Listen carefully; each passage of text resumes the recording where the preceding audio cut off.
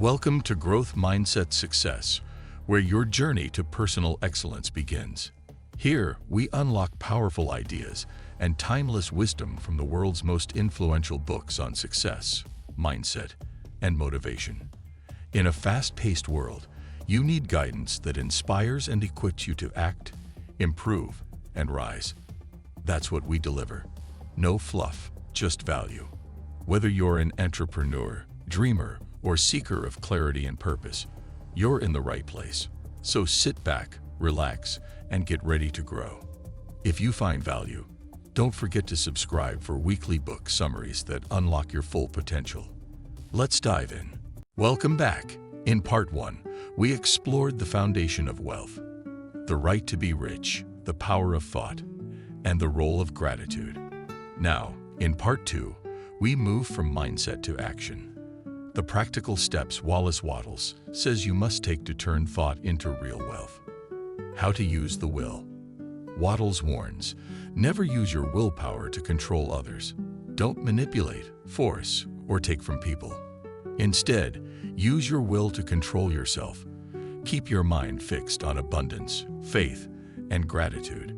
Your will is not for pushing the world. It's for disciplining your own thoughts. He explains that many people make the mistake of trying to use willpower on things outside themselves, trying to force situations, manipulate others, or bend circumstances to their liking. But this is a misuse of the will. The proper use of will is to hold your vision steady when distractions and appearances threaten to shake it. Your will is like an anchor. It keeps you centered on truth, that wealth is coming, even when the world around you seems to say otherwise. Wattles also says you must guard against letting your thoughts wander into fear, doubt, or competition. The will is your tool for keeping your mind fixed on faith and gratitude. When you discipline yourself in this way, you do not need to control other people or external events, because the formless substance is already working with your thought. The stronger your inner focus, the more powerfully you impress your vision upon the universe, and the more quickly it begins to take shape in your life. Further use of the will. Distractions will tempt you. Appearances of poverty, failure, or limitation may shake your faith. Your task is to hold to truth, that abundance exists and wealth is flowing to you. Keep your focus, regardless of appearances. That persistence makes you unstoppable. Wattles explains that this is where the real work of the will comes in, holding yourself steady in the vision of abundance when all around you seems to show lack. The world of appearances may show recessions, closed opportunities, or even personal setbacks, but these are temporary illusions. The truth is that the universe is abundant, creative, and always giving more. Your will must be used to shut your mind against appearances and hold firmly to the thought of wealth and advancement.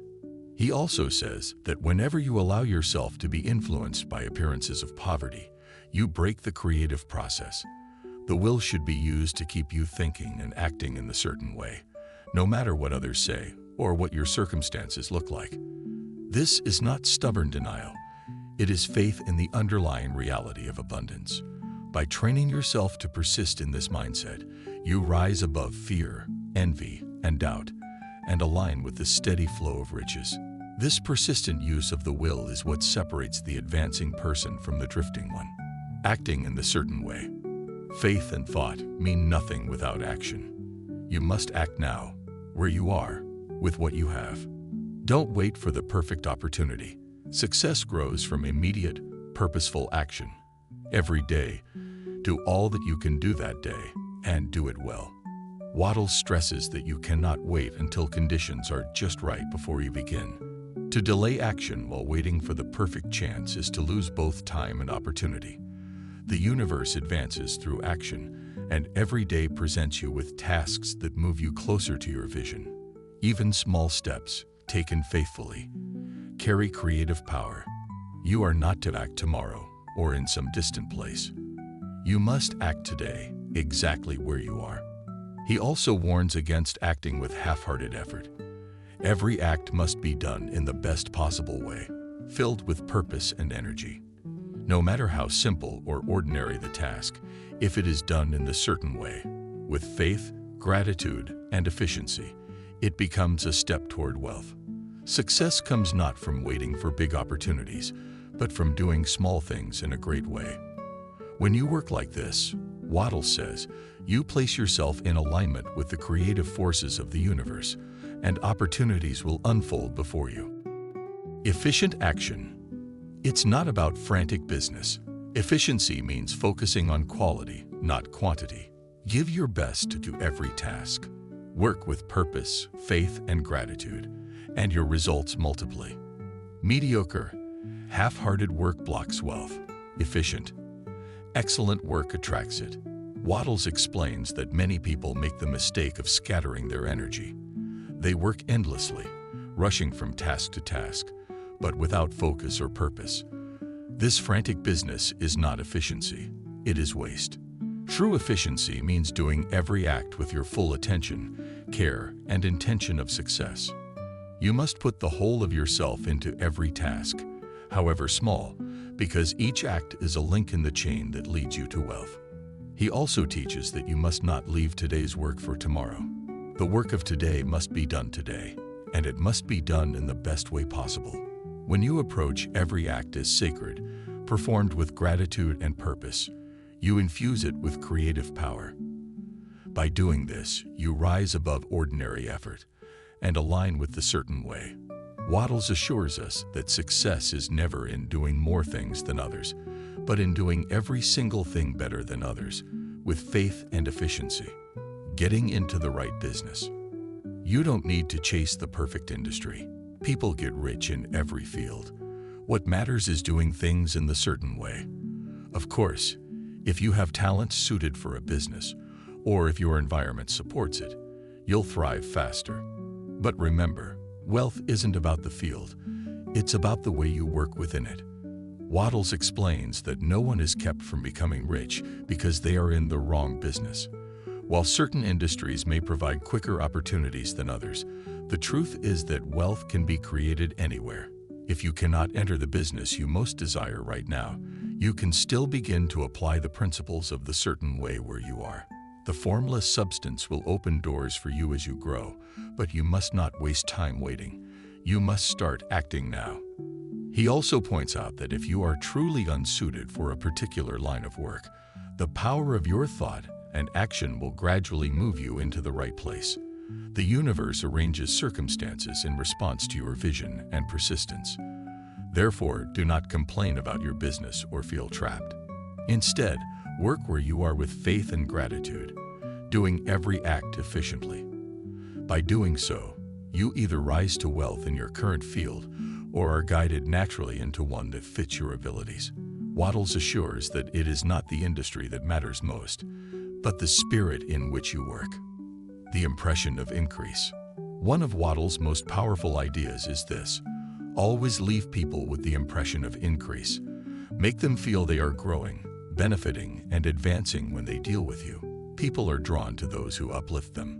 This is the golden rule of business and life. Add value, radiate abundance, and others will want to work with you.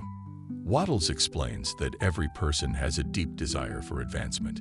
Just as life itself seeks constant growth, every man and woman wants to be more, have more, and do more. If you can make people feel that they will gain by associating with you, whether through business, friendship, or service, they will be magnetically drawn to you. This doesn't mean false flattery or manipulation. It means genuinely giving more used value than cash value and leaving everyone with a sense of expansion after contact with you.